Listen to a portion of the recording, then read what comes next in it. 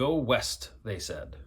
Last week I had the distinct honor to spend some time with some fellow colleagues. There's 6 or 7 of us who headed to Montana.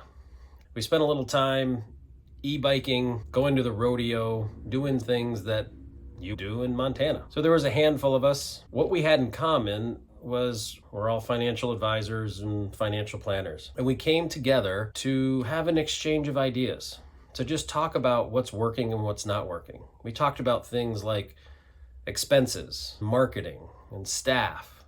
We talked about the future and regulation and the SEC and what we're doing to continue to stay relevant and build practices that will sustain years and decades. It was an unbelievable time. I know we had some time to get out there and mess around, have some fun, riding bikes in the mountains and spending some time with some locals, watching some people trying to ride horses and ride bulls.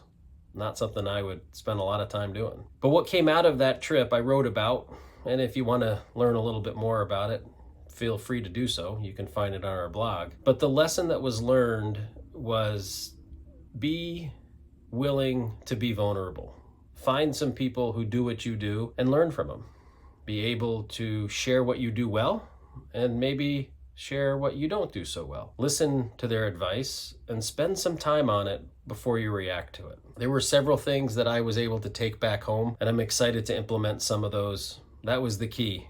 Try to implement 1 or 2 things from that few days in Montana. We made it back, we learned a lesson, and it's something we'll definitely do again. It's going to help us grow. That exchange of ideas with folks who have similar values and ethics and morals is going to prove very valuable to every one of us. I feel very blessed and honored that I'm part of that group, and I'm looking forward to give to that group and maybe take a little bit from it as well.